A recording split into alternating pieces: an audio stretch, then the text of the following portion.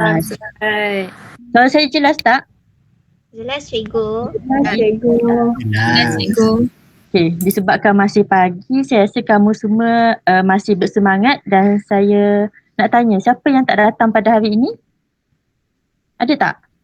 Semua datang. Semua ada. Bersyukur. Okey. Jadi, cikgu harap kamu semua dapat menjaga kesihatan kamu semua sebab cikgu dapat banyak aduan daripada pelajar yang mereka mengalami sakit belakang. Betul tak? Kamu semua ada masalah sakit belakang? Disebabkan duduk terlalu lama. Jadi sekarang pun kita pun dah setahun mengalami PKP ataupun berada di rumah. Dan cikgu harap kamu dapat melakukan sebelum mulakan kelas, cikgu harap kamu dapat melakukan sedikit senaman ringan.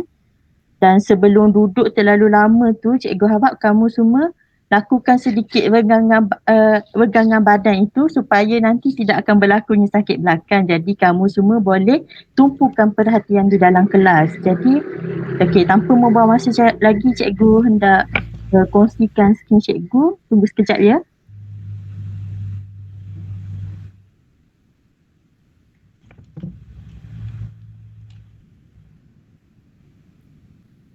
Okey, sekarang ini kalian boleh nampak tak? Boleh.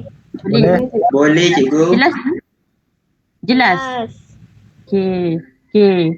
Pada sebelum ini, siapa ingat lagi kita belajar tentang peralatan diraja pada bab 1. Dan pada tingkatan 3 pula kita belajar juga tentang peralatan sejarah di Malaysia, iaitu peralatan tradisional Malaysia. Jadi pada hari ini pula kita akan belajar tentang seni lukisan barat, iaitu lebih tertumpu kepada lukisan barat Renaissance. Jadi sini siapa tahu apa itu Renaissance? Kamu pernah dengar perkataan Renaissance sebelum ini? Benar. Pernah. Jadi cikgu rasa kamu semua pernah dengar, tapi kamu tahu tak definisi Renaissance itu? Tak tahu cikgu. Okey, nanti cikgu akan terangkan dengan lebih lanjut ya. Jadi terlebih dahulu cikgu hendak kongsikan objektif pembelajaran kita pada hari ini, iaitu yang pertama adalah untuk mengenal pasti aliran lukisan barat Renaissance. Yang kedua adalah untuk menjelaskan aliran gaya dan karya seni lukisan barat Renaissance. Dan yang ketiga adalah untuk mengaplikasikan hasil penerokaan terhadap seni lukisan melalui penggunaan media, teknik dan proses dalam penghasilan karya seni. Dan yang terakhir adalah untuk menerapkan nilai patriotisme, kesyukuran dan membantu dalam proses penghasilan karya. Jadi cikgu harap kamu semua dapat memberikan kerjasama dalam supaya kita dapat mencapai objektif kita pada hari ini. Boleh semua?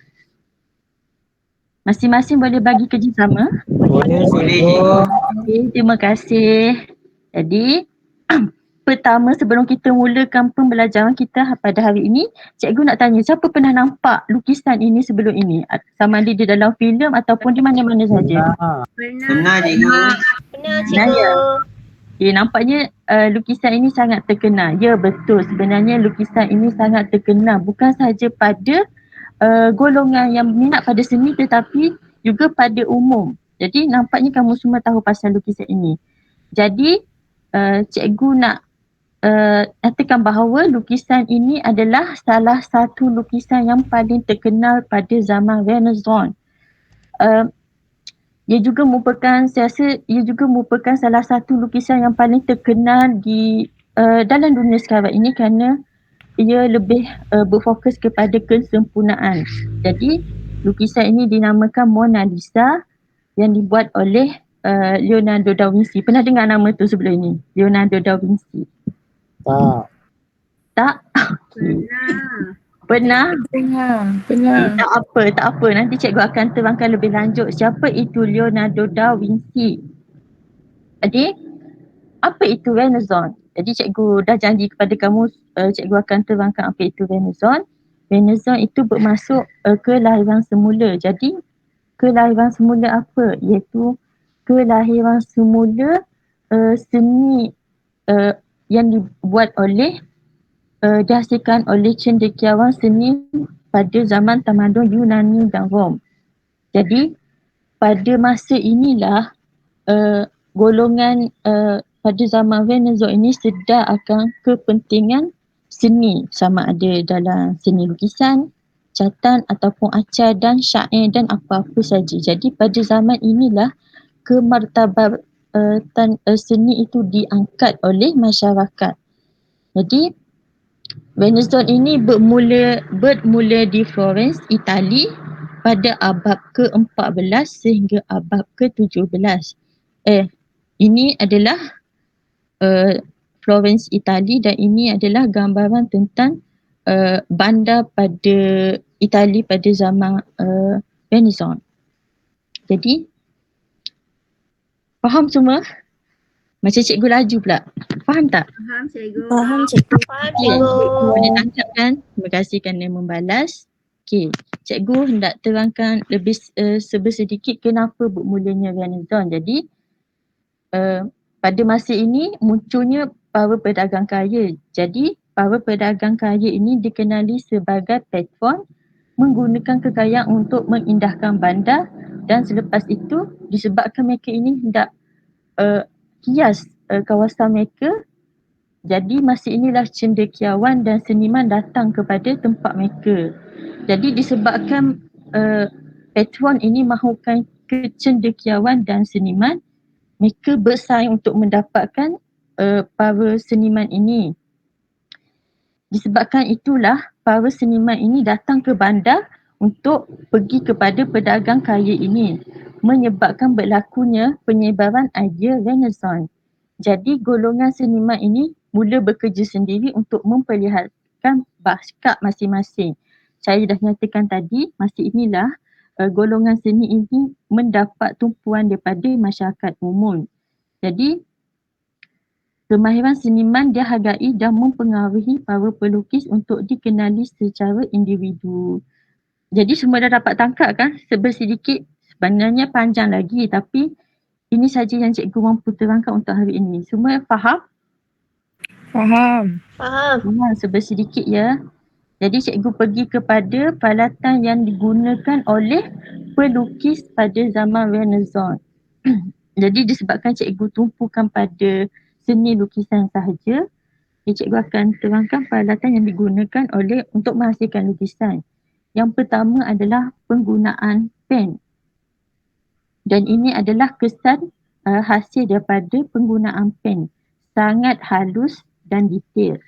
Jadi kebanyakan pelukis pada zaman ini menggunakan pen. Seterusnya adalah aran. Aran digunakan untuk menghasilkan permukaan yang lebih lembut. Sebagai contoh, lukisan di tepi ini. Boleh nampak semua? Boleh. Di mana terdapat lukisan ini sangat halus dan sangatlah detail. Dan seterusnya adalah kapur. Kapur ini kesannya sama saja dengan aran, iaitu menghasilkan permukaan yang sangat halus, tetapi perbezaannya adalah aran diperbuat daripada aran kayu yang dibakar, manakala kapur pula diperbuat daripada batu kapur. Jadi kapur berbeza dengan aran, ianya wujud di dalam warna. Dan semasa zaman Renaissance, kebanyakan kapur wujud berwarna merah, manakala aran pula warna hitam sahaja.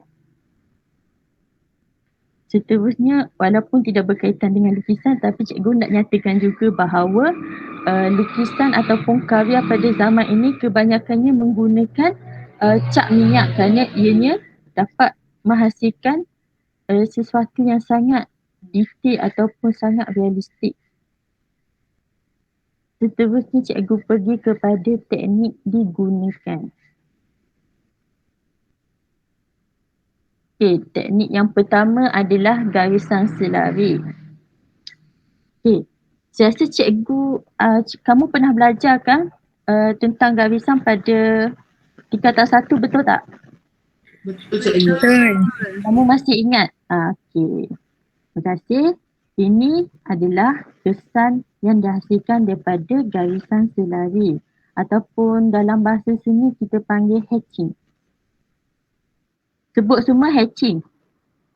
Hatching. Hatching. Hatching. Okay. Yang ni kesan yang dihasilkan. Nampak sangat cantik kan? Dan sangat detail. Jadi ini pula adalah course hatching ataupun silang pangkah.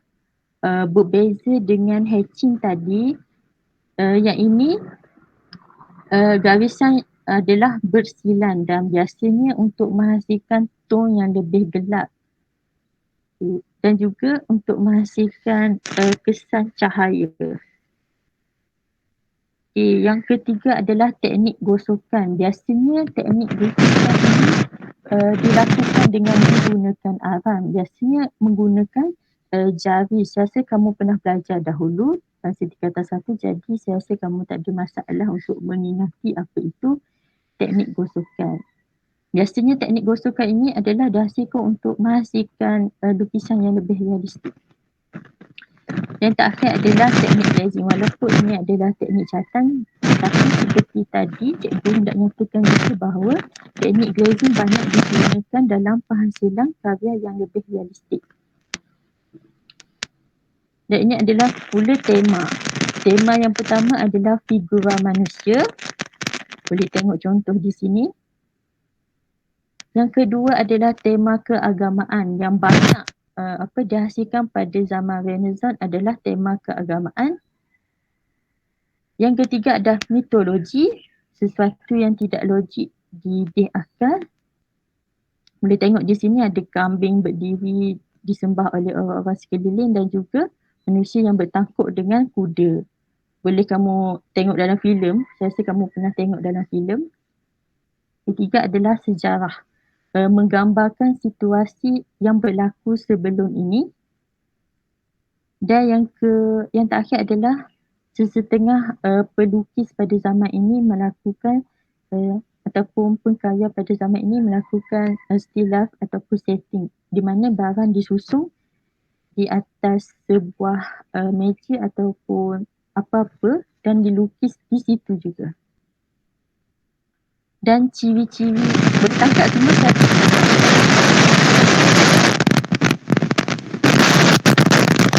Cikgu tak dengar.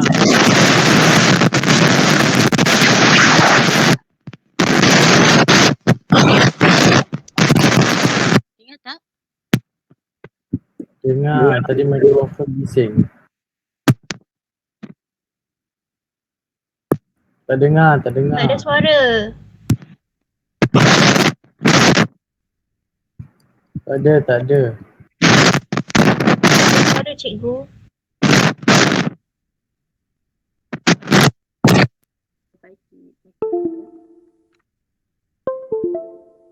Ada tak? Ada. Ada. Maafkan cikgu ya. Boleh semua maafkan cikgu. Cikgu masuk. Boleh. Cikgu masuk kepada ciri-ciri seni Renaissance. Ciri-ciri ini cikgu hendak kamu ingat. Yang pertama adalah portrait atau figura manusia dengan latar belakang yang realistik. Sama juga dengan portrait Mona Lisa tadi, di belakangnya kalau kamu perasan ada lukisan latar belakang yang sangat realistik. Jadi biasanya kita lukis kalau di depan sangat jelas dan kabur, tetapi untuk Renaissance semuanya realistik walaupun latar belakang sekalipun. Yang kedua adalah kebanyakan karya bersifat sempurna dan ideal. Ya betul tu, pada zaman Renaissance ini semua mementingkan kesempurnaan. Dan yang terakhir adalah menggunakan unsur cahaya, ruang dan mood suasana semula jadi yang realistik. Sama macam tadi, mereka mengaplikasikan unsur cahaya dan ruang dalam menghasilkan lukisan yang realistik. Okey, kita akan masuk pada pelukis dan karya. Cikgu nak kamu salin nota pada buku kamu kerana benda ini adalah sangat penting untuk diingati. Okey, yang pertama adalah Raphael. Raphael ini dilahirkan pada 26 Mac 1483 di Urbino, Itali. Nama penuh beliau adalah Raffaello Sanzio da Urbino. Boleh dengar tak suara cikgu? Boleh. Dengar cikgu? Dengar, okey, tak ada masalah ya. Okey. Jadi dia ini adalah sangat terkenal kerana karya beliau dikagumi kerana kejelasan bentuk dan gambaran yang idealistik. Jadi cikgu tunjuk hasil karya beliau. Yang pertama adalah head of apostle yang dibuat dengan menggunakan kapur hitam. Yang kedua adalah karya beliau yang terkenal adalah Madonna with Child, dibuat pada tahun 1518. Okey. Ini adalah dua karya beliau yang terkenal dan saya nak kamu ingat ya, sebab nanti akan masuk dalam quiz. Okey, dapat tangkap semua? Dapat. Dapat cikgu. Okey, yang kedua adalah titian. Titian sahaja, bukan titian sifat ke apa ya. Okey. Titian ini dilahirkan pada tahun 1488 di Venice, Itali. Sama macam maafkan cikgu. Sama macam tokoh tadi, dia juga dilahirkan di Itali. Ya Allah, sahabat cikgu. Maafkan sahabat cikgu ya.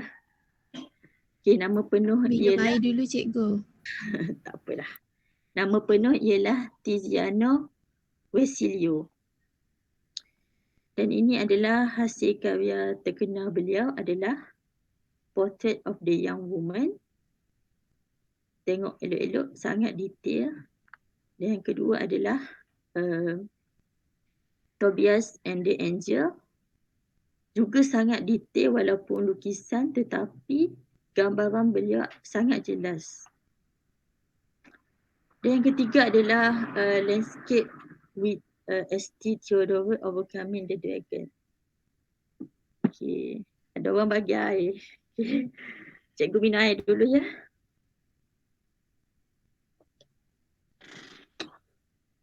Okay. Yang ketiga adalah Landscape with St. Theodore Overcoming the Dragon. Nampak tak lukisan ini semua? Nampak tak naga di sini? Nampak. Nampak. Naga. Nampak. Naga kecil je dibunuh oleh yang bernama dikatakan Theodore ini. Jadi artis seterusnya adalah Giorgio Vasari, dilahirkan pada 30 Julai di Arezzo, Florence, Itali. Jadi kalau kamu pasang semua dekat Itali. Okey, sebab zaman Renaissance ini bermula di Itali. Jadi dia ini selain seorang penulis, beliau juga adalah pelukis dan arkitek yang terkenal. Beliau juga adalah dikatakan merupakan sejarawan seni yang pertama yang wujud di dunia ini. Wow, sangat menarik. Dia adalah karya terkenal beliau adalah Concordia. Okey, dan yang terakhir adalah cikgu nyatakan tadi pelukis yang bernama ataupun seniman yang terkenal iaitu Leonardo da Vinci. Beliau dilahirkan pada 15 April 1452 di Republic of Florence. Nama penuh adalah Leonardo di Piero da Vinci. Selain seorang pelukis, dia juga adalah seorang pencatat. Beliau juga adalah aktif sebagai engineer, saintis, ahli teori, pengukir dan arkitek. Sebab itulah beliau ini sangat terkenal kerana macam-macam jawatan dia pegang. Okey, karya terkenal beliau adalah Landscape of the Amur Valley yang dibuat pada 1473. Nampak tak lukisan ini pelajar? Nampak cikgu? Sebab ini lukisan lama jadi tak jelas sangat. Okey. Jadi dikatakan lukisan ini adalah lukisan pertama yang betul-betul menunjukkan landscape ataupun pemandangan. Okay. Yang kedua adalah karya terkenal beliau adalah Vitruvian Man yang dihasilkan pada 1490.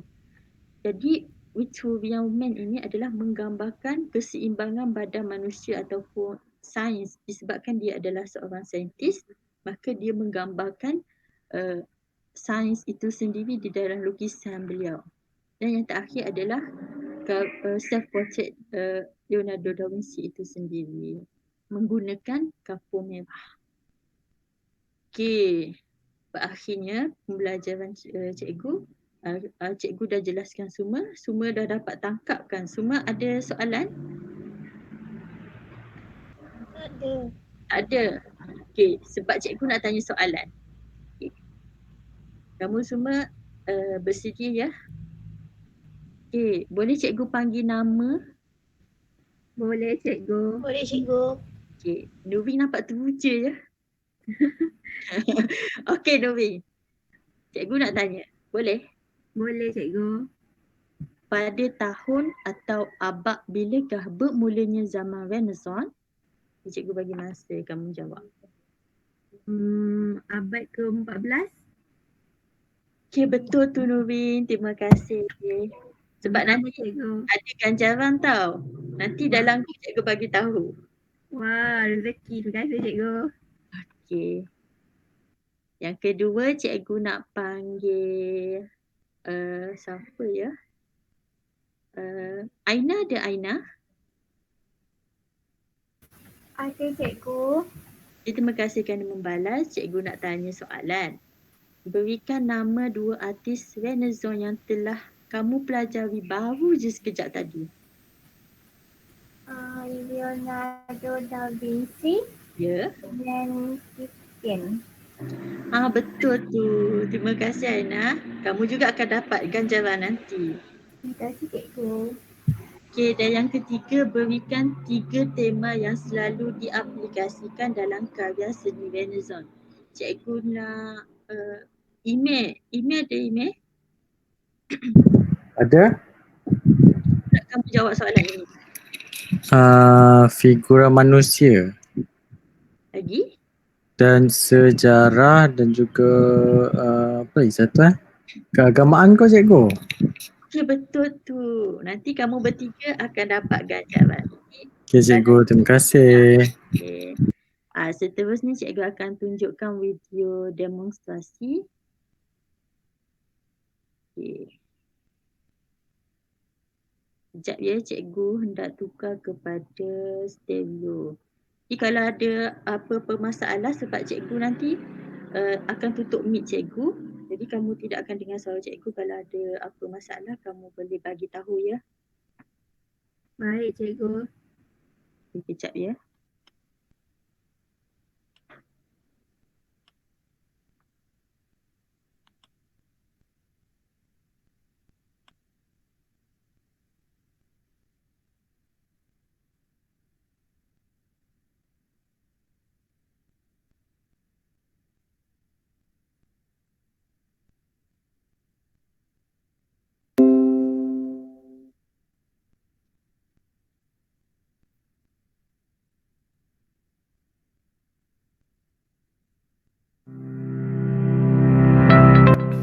Sebelum memulakan karya, apa yang perlu kamu lakukan adalah mencari barangan tradisional yang ada di dalam rumah kamu.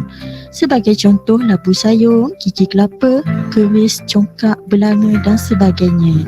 Cikgu nak kamu cari sekurang-kurangnya 2 hingga 3 barang. Selepas itu, cikgu nak kamu susun barang-barang tersebut secantiknya. Sebagai contoh di dalam gambar ini. Ini dipanggil sebagai setting. Objek ini akan menjadi objek rujukan kepada lukisan kalian nanti. Seterusnya, cikgu akan perkenalkan alatan dan bahan yang diperlukan. Pertama sekali adalah kertas lukisan yang bersaiz A4. Yang kedua adalah pensel.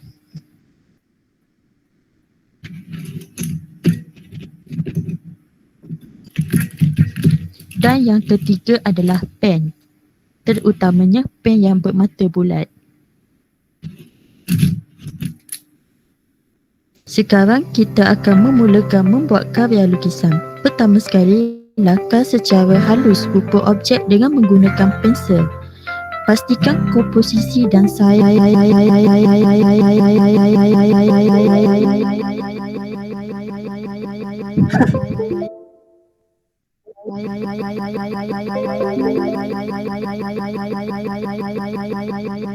Cikgu, audio problem. rujuk kepada gambar rujukan setting bawah. Dah.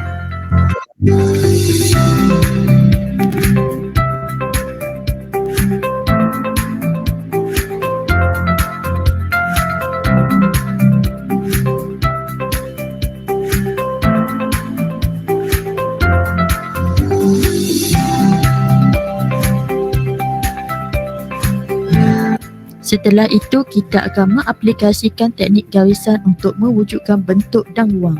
Pertama sekali, cikgu tunjukkan teknik hatching atau teknik garisan dengan menggunakan pensel.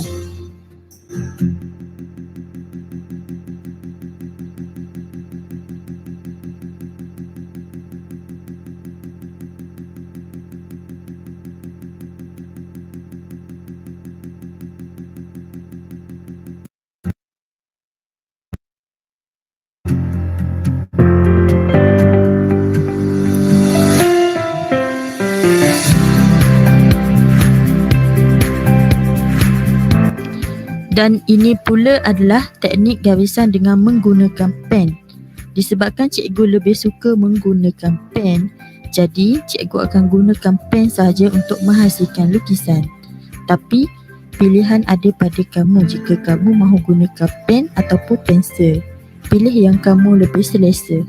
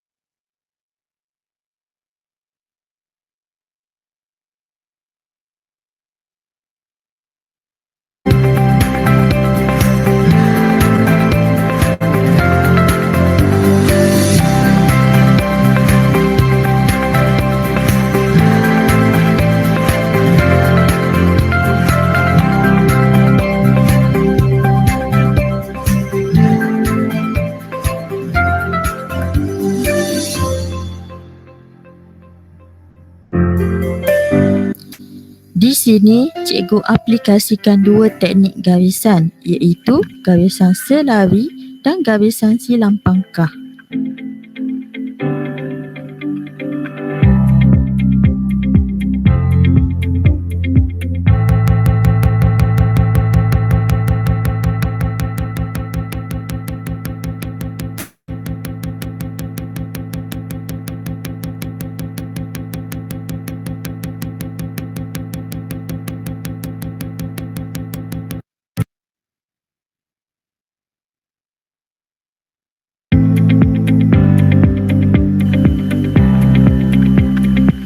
Buat sehingga selesai objek yang pertama.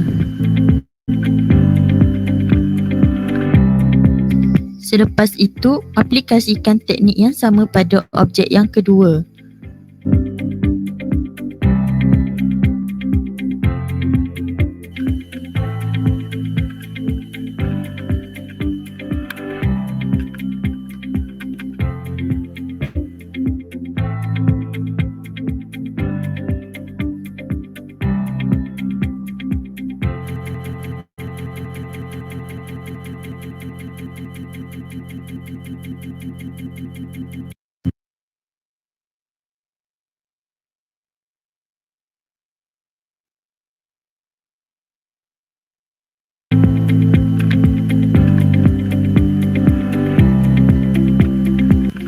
Apabila sampai pada bahagian yang detail, tumpukan sepenuh perhatian dan lukis secara cermat.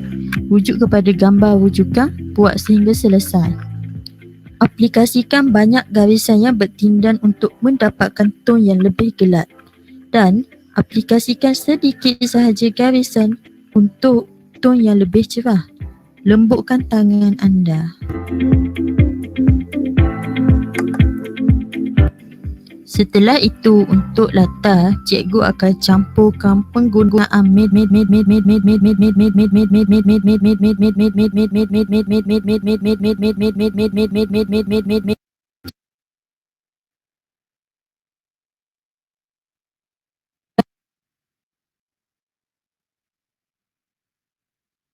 garisan dengan menggunakan pensel.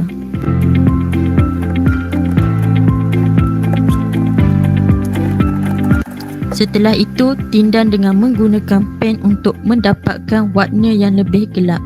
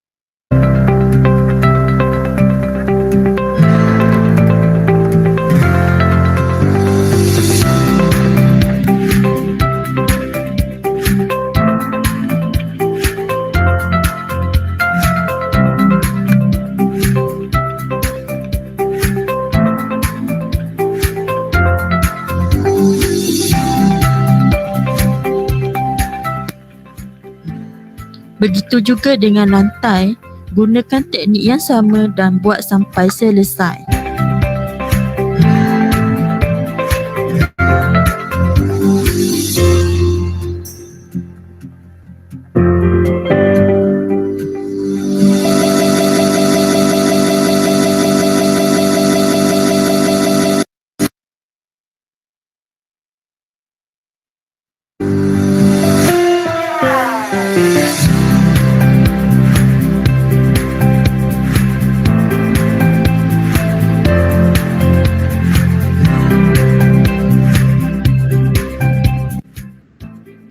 Cikgu letak tanda tangan sebagai watermark menunjukkan karya ini adalah hasil seni cikgu.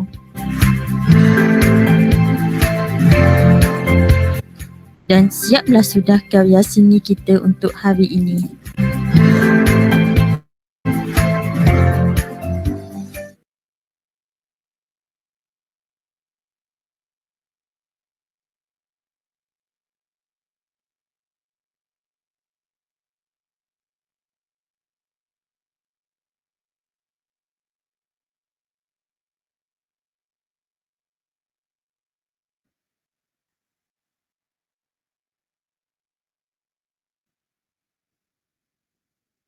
Boleh dengar suara cikgu? Boleh cikgu, tapi slow sikit suara cikgu. Boleh dengar tak? Boleh?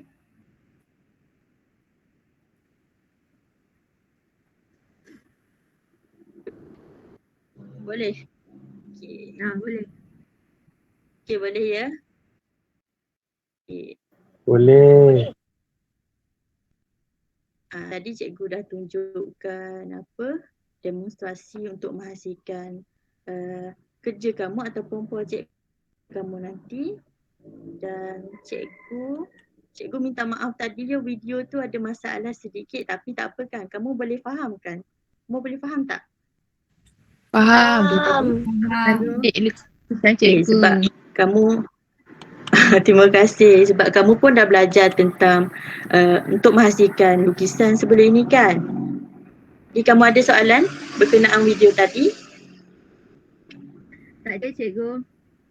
Tak apa, sebab nanti cikgu akan bagi video asal ataupun link YouTube, nanti kamu boleh tengok balik. Cikgu akan letak di dalam group. Boleh tangkap tak? Boleh cikgu. Okey Okay, kerja ni cikgu akan bagi masa kamu selama sebulan. Cukup tak? Sebab lukisan ini kamu perlukan lakukan secara detail sesuai dengan tema kita pada hari ini adalah Renaissance. Jadi yang pertama sekali cikgu hendak kamu cari lukisan yang berkaitan dengan sejarah ataupun peralatan tradisional Malaysia kerana ia melibatkan sejarah. Okay, kamu boleh rujuk buku teks tingkatan 3 bab 1 di mana terdapatnya banyak peralatan tradisional Malaysia, kamu boleh rujuk di situ. Okey, tak ada masalah kan cikgu bagi masa selama sebulan? Tak ada cikgu. Tak ada cikgu. Kamu benda ni boleh duduk pun boleh buat sebab simple saja peralatan yang digunakan, pensel dan pen. Jadi cikgu dalam masa cikgu nak melakukan apresiasi seni. Okey, cikgu untuk apresiasi seni boleh cikgu panggil nama? Boleh cikgu. Boleh. Okay. Damia ada? Boleh kamu bagi apresiasi seni? Damia? Boleh? Boleh. Sekejap. Saya tengok. Okay, tak apa cikgu bagi masa. Bilik-bilik saja ya. Saya rasa yang cikgu cakap tadi pasal etching yang penggunaan ya. garisan. Iaitu Okey. garisan selari dengan garisan bersilang. Okay, bagus Damia. Terima kasih. Betul tu, penggunaan garisan. Okay, lagi cikgu nak panggil Marsha. Ada tak Marsha? Ada cikgu. Okay, boleh kamu bagi apresiasi seni yang kedua? Kat sini saya boleh nampak cikgu buat ton cerah dengan gelap. Okay, betul tu. Terima kasih Marsha. Sama-sama cikgu. Okay, yang ketiga cikgu nak panggil nama Hanis. Ada tak Hanis? Hanis? Ya, cikgu, kenapa? Okay, boleh bagi apresiasi seni yang ketiga Hanis untuk lukisan ni. Kita ambil masa kamu. Terdapat kesan ruang, boleh tak cikgu? Kesan apa? Ruang. Okey, betul Ada- tu. Ya betul Anis. Kita boleh tengok kesan ruang yang terdapat pada bahagian ini ataupun dia nampak lebih menonjol disebabkan penggunaan ton cerah dan gelap yang dinyatakan oleh Marsha tadi, maka akan wujudnya ruang. Dan yang keempat, siapa boleh jawab? Cikgu panggil nama ya. Azim, boleh jawab yang keempat Azim? Ya cikgu. Boleh bagi apresiasi seni kamu yang keempat. Tak apa, semua betul. Tak apa. Boleh. Okey. bagi siapa Pada lagi? pendapat saya lihat ada ton cerah dan gelap cikgu. Okey, betul tu Azim. Terima kasih ya. Okey, sama-sama cikgu. Okey. Okey, saya rasa itu saja apresiasi seni kita pada hari ini. Dan apa cikgu nak ingatkan kamu, cikgu bagi masa sebulan, cikgu nyatakan lagi cikgu bagi masa sebulan untuk membuat lukisan secantiknya dan serealistiknya. Jadi cikgu akan pergi kepada rumusan yang kita telah pelajari pada hari ini. Okey, siapa ingat definisi Renaissance tadi? Ada siapa tawarkan diri nak jawab apa itu definisi Renaissance? Ataupun nama Renaissance itu sendiri? Tak boleh? Nak cikgu nyatakan? Pelajar? Boleh cikgu. Tak ingat cikgu. Okay, tak ingat, okey. Tak apa. Cikgu nak kamu salin ataupun ingat ya. Definisi Renaissance bermaksud kelahiran semula. Okey, kelahiran semula hasil karya seni ataupun berkaitan dengan seni. Termasuklah lukisan, catan, arca dan sebagainya. Dan seterusnya kita telah mempelajari tentang aliran Renaissance, gaya yang digunakan dalam penghasilan karya seni Renaissance dan karya seni lukisan barat Renaissance. Kita juga telah mempelajari tentang tentang artis-artis yang wujud pada zaman Renaissance seperti Titian, Leonardo da Vinci dan sebagainya. Dan yang terakhir sekali, tadi cikgu tunjukkan video, kita mengaplikasikan penggunaan media, teknik dan proses dalam penghasilan karya seni. Jadi cikgu rasa kita telah sampai pada penghujung. Cikgu rasa cikgu dah terangkan semuanya pasal Renaissance. Jadi kamu ada soalan tak? Nak tanya pasal Renaissance ataupun kerja tadi? Belajar? Tak ada cikgu. Tak ada cikgu. Okey. Jadi pada akhir kata ini cikgu hendak ingatkan kamu supaya jaga kesihatan, supaya minggu depan kamu dapat hadiri lagi kelas cikgu, dan paling penting cikgu nak kamu bersedia ya, sebelum datang ke kelas cikgu hendak kamu baca dulu buku teks kamu untuk tajuk selepasnya ataupun tajuk yang akan datang, dan cikgu kalau boleh cikgu nak kamu tulis terus nota ataupun cari maklumat lebih di dalam internet, sebab sekarang ni internet adalah di hujung jari. Jadi cikgu nak kamu lebih bersedia dan apabila cikgu tanya soalan kamu boleh jawab. Dan sebelum tu cikgu juga hendak kamu bersarapan terlebih dahulu sebelum datang ke kelas. Dan kalau kamu ada masalah ataupun ada masalah tidak boleh datang ke kelas, cikgu nak kamu maklumkan dahulu kepada cikgu. Jangan maklumkan dahulu kepada cikgu, sebab nanti cikgu boleh terima alasan kamu kenapa kamu tidak datang ke kelas. Janganlah nanti dalam kelas kamu tak ada, cikgu tak nak macam tu. Okey semua? Boleh dengar? Boleh cikgu. Boleh terima nasihat cikgu ya. Okey, saya rasa itu saja untuk hari ini. Jadi masa pun tinggal dalam 2 minit lagi. Jadi kamu boleh cikgu bagi masa yang terakhir. Kamu ada soalan lagi tak? Tak ada cikgu. Minggu depan nak bawa apa ke? Cikgu, Ya Damia. kalau nanti saya tengah buat aktiviti yang cikgu bagi tu, kalau saya tak faham boleh tak saya WhatsApp ke call cikgu? Oh ya, saya terlupa. Nanti kalau kamu tak faham, bila-bila masa saja kamu boleh tanya di dalam grup. Dan kawan-kawan semua kalau ada nampak kawan kamu yang tidak faham ataupun ada masalah nak buat lukisan tu, kamu boleh bantu kawan kamu. Dan sekarang ni kita tengah ODA, jadi kamu boleh bantu setakat yang kamu mampu. Jangan buat kerja seorang-seorang je. Saya tak nak kamu buat kerja, pentingkan diri sendiri. Jadi kalau kamu nampak kawan kamu nampak berputus asa, cikgu nak kamu naikkan balik semangat dia dan pujilah sikit yang ada kemahiran melukis ni kan, ataupun cikgu kalau kamu berani sikit kamu boleh tanya cikgu, sebab cikgu takkan marah kamu tanya soalan. Okey, boleh bila masa saja kamu boleh tanya soalan, tapi janganlah pukul 1 pagi pula ya, jangan harapkan balasan yang cepat. Okey, saya rasa itu saja untuk hari ini. Terima kasih pelajar kerana telah bagi tumpuan untuk hari ini, dan dah sampai penakhiran. Okey pelajar, terima kasih. Terima kasih cikgu. Terima kasih cikgu. Terima kasih cikgu. Sama-sama.